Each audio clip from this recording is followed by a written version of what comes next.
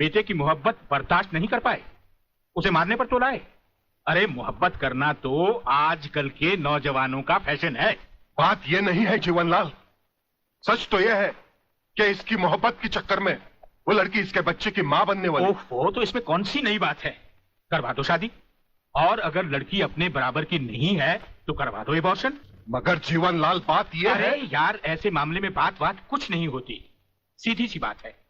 अगर वो लड़की नहीं मानती तो पैसे वैसे देकर अपनी जान छुड़वा लो, और अगर फिर भी नहीं मानती तो तुम्हारे लिए किसी की जान लेना कौन सी नई बात है? प्रलयनाथ, तुम तो खामखा उस लड़की के लिए अपने बेटे की जान के पीछे पड़े हो। दरअसल बात यह है जीवनलाल कि वो लड़की तुम्हारी बेटी राधा है।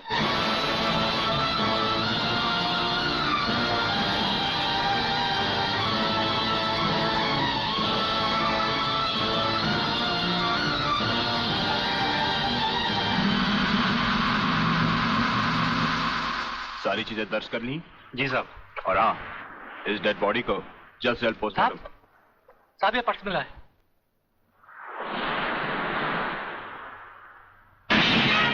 संजय आर चौहान।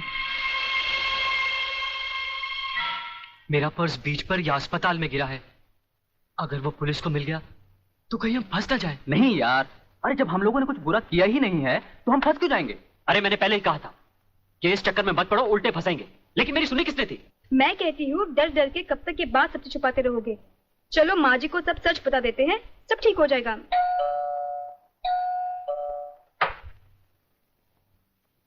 नमस्ते। नमस्ते। क्या बात है इंस्पेक्टर साहब? हम शक की बुनियाद पे आपके बेटे संजय और उसके 2 दोस्तों को गिरफ्तार करने आए हैं। गिरफ्तार? क्यों? क्या जुर्म किया है उन तीनों ने? ये आप अपने बेटे से पूछ लीजिए।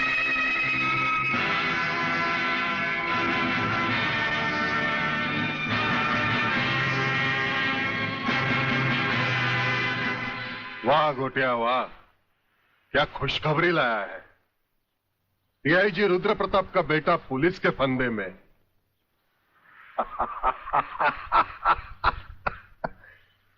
बाप ईमानदारी की मौत मर गया, अब बेटा कानून की मौत मरेगा।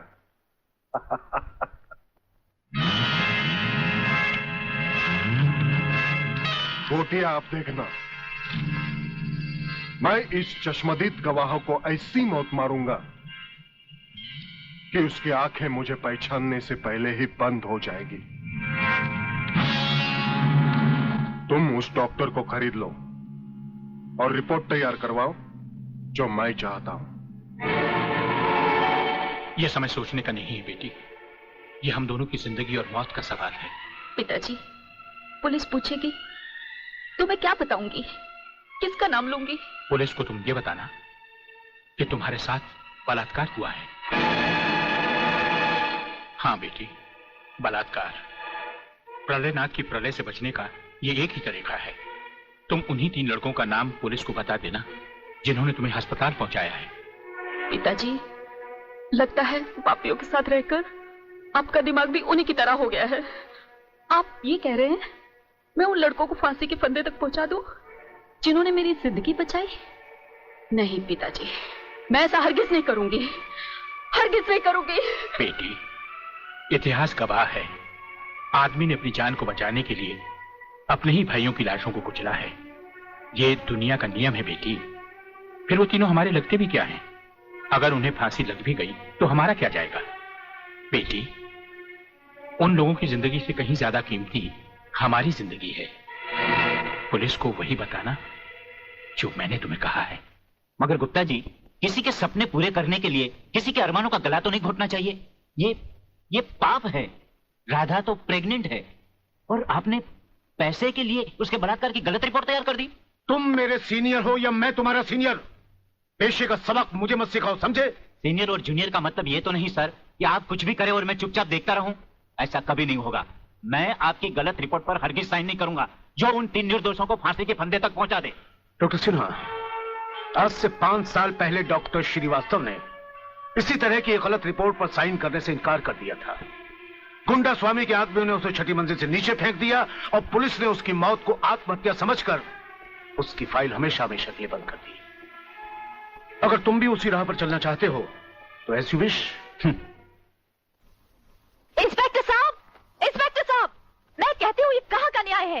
कैसा कानून है जो 3 मासूमों को सोचे समझे बिना हवालात में बंद कर दिया? मैं पूछती हूँ क्या हो गया है इस देश के कानून को? अगर पुलिस वाले इस तरह पुलिस स्टेशन में सोते रहे तो निर्दोष लोग जेल में नहीं जाएंगे तो कहाँ जाएंगे? उठो। कौन तुम? नींद की गोली खाकर सोया है या गांजे की? दिखता नहीं क्या? लड़की हूँ मैं, आलोक की बहन, जिसे तुम्हारे कोई बहादुर इंस्पेक्टर ने बलात्कार के जुर्म में पकड़ा है। कहाँ है वो इंस्पेक्टर? मैं उससे मिलना चाहती हूँ। सलाम साहब। साहब? अच्छा, तो आप ही है वो साहब। मैं पूछती हूँ तुम पुलिस वालों को हुआ क्या है जो गुनहगार को निर्दोष और निर्दोष को गुनहगार समझ लेते हैं? सुना था कानून अंधा होता है, मगर तुम्हें तो भगवान ने एक नहीं 2-2 आंखें दी हैं, और वो भी चील की तरह मोटी मोटी। क्या वो तीनों तुमको किसी भी तरह से बदमाश लगते हैं? अरे मेरा भाई आलोक, वो तो किसी लड़की से बात करते हुए भी कांपता है। वो किसी पे बलात्कार क्या करेगा? खाक। वागले बेटे, ये तो लाल मिर्च है तीखी तीखी। हाथ लगाओ तो हाथ चले, मुंह लगाओ तो मुंह चले, दिल लगाओ तो दिल चले। ये तेरी बीवी बनने के लायक है। अरे इस तरह घूर घूर के क्या देख रहे हो? पहले कभी लड़की नहीं देखी क्या? लड़कियां तो बहुत देखी, लेकिन तेरे जैसे तीखी पहली बार देखी। क्या तीखी? क्या नाम है तुम्हारा? शांति शांति शांति शांति शांति शांति। वाह, क्या कमाल का नाम रखा है चुन के माँ बाप ने, शांति, जो इस देवी के चेहरे और जुबान से शहद की तरह टपक रही है। हाँ? हंस क्या रहे हो दांत निकाल कर? मुझे अपने भाइयों से मिलना है।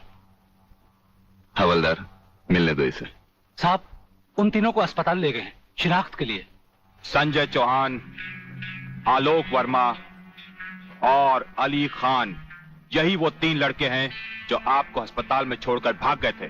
क्या इन्होंने आपके साथ बलात्कार किया?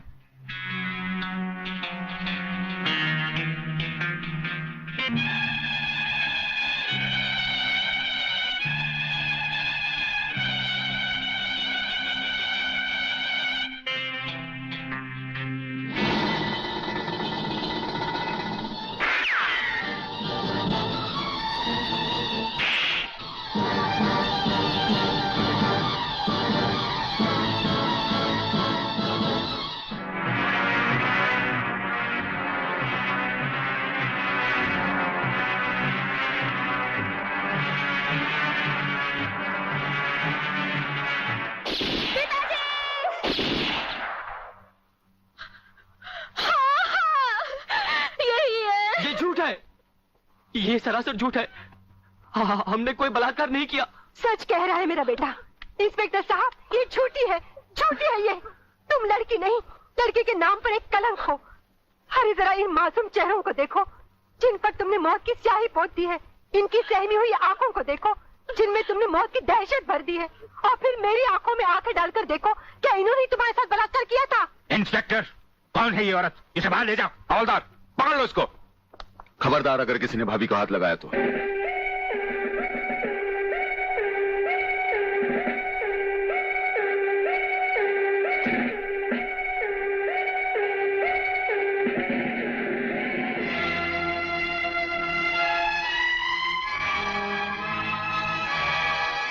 इंस्पेक्टर फादले, आप जानबूझकर अनजान बन रहे हैं। आप अच्छी तरह जानते हैं कि ये डीआईजी रुद्र प्रताप चौहान की पत्नी है। याद है डीआईजी रुद्र प्रताप चौहान, जिनके अंतिम संस्कार पर आपने लंबा चौड़ा भाषण झाड़ दिया था, जो आज भी हम पुलिस डिपार्टमेंट के लिए आदर्श है, उनकी पत्नी है। तो ये भी किसी मामूली आदमी की बेटी नहीं है। ये इस राज्य के मंत्री जीवनलाल टंडेल की बेटी है।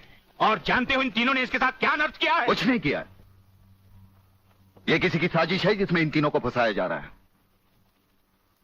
लेकिन मैं भी दूध का दूध और पानी का पानी करके रहूंगा।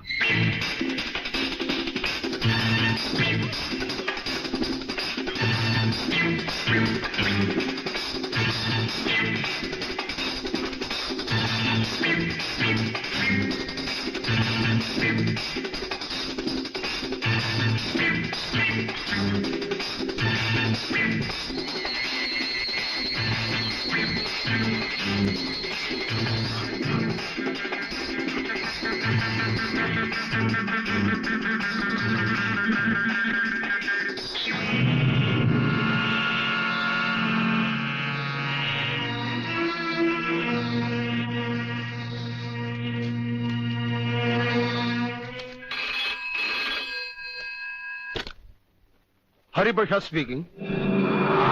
जज साहब, मैं प्रलयनाथ गुंडा स्वामी बोल रहा हूं। Your honour, dancer miss Anita Chaudhary की लाश का समुद्र के उसी किनारे से मिलना और उसी जगह से राधा टंडेल के कपड़े और सैंडलों का मिलना, इंस्पेक्टर वागले को मिली हुई गोली और अनीता चौधरी के पेट से निकली हुई गोलियों का एक ही रिवॉल्वर से चला होना और उस रिवॉल्वर पर किसी और की उंगलियों के निशान होना, यह साबित करता है कि इस केस में किसी और का भी हाथ हो सकता है। इसलिए जब तक ये बातें खुलकर अदालत के सामने नहीं आती, मैं अदालत से दरख्वास्त करूंगा कि इन तीनों की जमानत मंजूर कर ली जाए। योर ऑनर, मेरे फाजिल दोस्त ने बड़ी आसानी के साथ कह दिया कि इस केस में किसी और का हाथ भी हो सकता है, लेकिन ये बात कहते हुए मेरे फाजिल दोस्त भूल गए कि अनीता चौधरी की लाश के पास संजय चौहान का पर्स भी मिला है। Your honour, miss Radha Tandel जिनके साथ बलात्कार हुआ, उन्होंने अस्पताल में पुलिस इंस्पेक्टर के सामने इन तीनों की शनाख्त की है। योर ऑनर, इसके अलावा डॉक्टर गुप्ता की रिपोर्ट मौजूद है। इन तमाम बातों से जाहिर है योर ऑनर कि रेप और मर्डर इन्हीं तीनों ने एक साथ मिलकर किया है। लिहाजा मेरी कोर्ट से गुजारिश है कि इनकी जमानत किसी भी कीमत पर मंजूर नहीं की जाए। सरकारी वकील की दलीलों को मद्देनजर रखते हुए यह अदालत संजय चौहान, आलोक वर्मा और अली खान की जमानत नामंजूर करती है और इन्हें पुलिस की हिरासत में रखने का हुक्म देती है।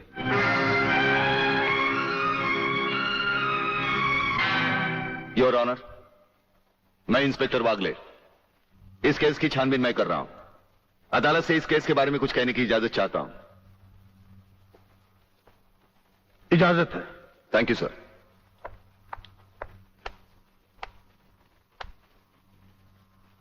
योर ऑनर, इंसाफ के इस मंदिर में आपको न्याय करते हुए कई साल हुए होंगे और इन सालों में आपके सामने रेप और मर्डर्स के अनगिनत केसेस भी आए होंगे।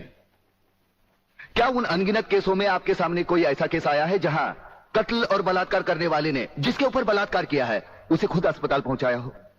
ये तो अभी तक सुना नहीं कभी। सही कह रहा है ये बात है, कुछ ना कुछ गड़बड़ जरूर है। बहुत बड़ी ऑर्डर, ऑर्डर। इंस्पेक्टर वागले, मुझसे सवाल करने की बजाय आप इस केस में रोशनी डालिए। वही कोशिश कर रहा हूं सर। अदालत सरकारी वकील की जिन दलीलों को मद्देनजर रखते हुए इन लड़कों की जमानत नामंजूर कर रही है, मैं उन्हीं दलीलों के बारे में कुछ कहने की इजाजत चाहूंगा। इजाजत है। सरकारी वकील का कहना यह है कि अनीता चौधरी की लाश के पास संजय चौहान का पर्स मिला। हो सकता है बेहोश राधा टंडेल को उठाते वक्त वो पर्स वहां गिर गया हो। अब इनका कहना यह है कि राधा टंडेल ने इन लड़कों के खिलाफ बयान दिया है। यह भी तो हो सकता है कि वो बयान उसे किसी के दबाव में आकर दिया हो। जिस डॉक्टर ने बलात्कार की रिपोर्ट बनाई वो भी खरीदा गया हो। आपकी इन दलीलों से अदालत अपना फैसला नहीं बदल सकती। यह फैसला आप जबरदस्ती इन पर लाद रहे हो। इंस्पेक्टर वागले, अगर मैं चाहूं तो अदालत की तौहीन के जुर्म में मैं तुम्हें अभी टर्मिनेट कर सकता हूं। कोई परवाह नहीं है मुझे इस बात की। मेरा तो विश्वास उठ गया है इस कानून से। कौन सा कानून, कैसा कानून? यह कानून तो चंद मुजरिमों की रखेल बन बैठा है। इसलिए लोग अदालत का दरवाजा खटखटाने के बजाय गुंडों की चौखट चूमते हैं। Take him out of the court. अगर जिंदगी में किसी से रिश्वत ना ली हो तो ही मुझे हाथ लगाना।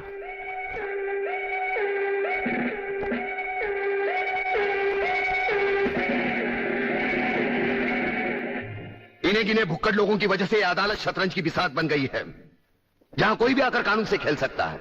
लेकिन इन खिलाड़ियों को अगर मैंने सच्चा कानून नहीं सिखाया तो मेरा नाम भी शिवाजी राव वागले नहीं।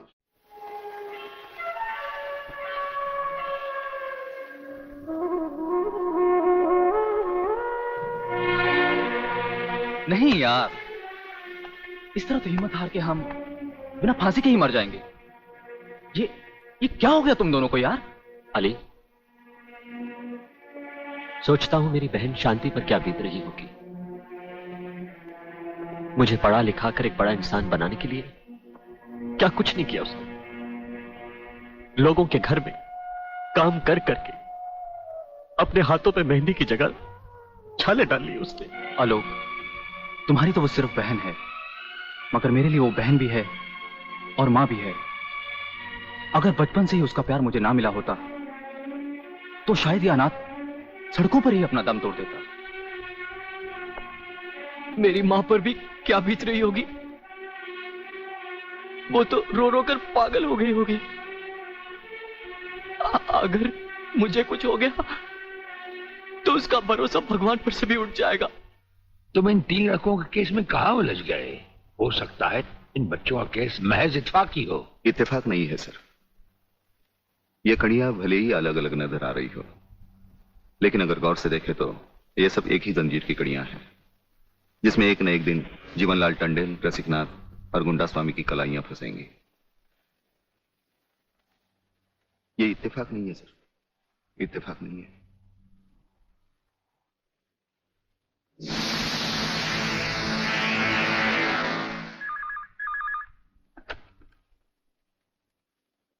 हेलो सर, मैं तुम्हारी आवाज अच्छी तरह पहचानता हूं जेलर। तुम वहां से कुछ नहीं बोलोगे, सिर्फ सुनो, क्योंकि जब से तुम्हारी जेल में सूर्यदेव सिंह आया है तुम्हारी दीवारों के भी कान हो गए हैं। मुझे वागले और उसकी मीटिंग का पता चल चुका है। वो 3 लौंडों के केस की सीढ़ी बनाकर मुझ तक पहुंचे, उसके पहले उसकी सीढ़ी के हर डंडे को काटकर फेंक दूंगा मैं। सुनो जी। मुन्ना और उसके खतरनाक खूनी साथियों को आज रात को पुलिस की वर्दी में जेल से बाहर निकाल दो और उनको समझा दो पुलिस स्टेशन जाकर उन तीनों लड़कों का बिल आत्महत्या के नाम पर फाड़ दें।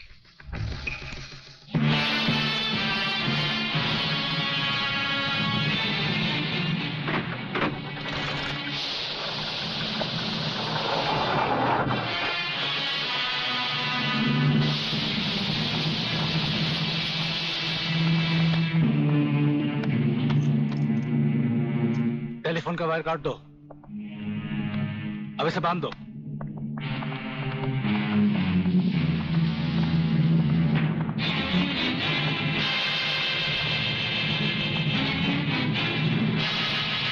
डरो मत, तुम्हारी जमानत हो चुकी है। हम लोग तुम्हें रिहा करने आए हैं।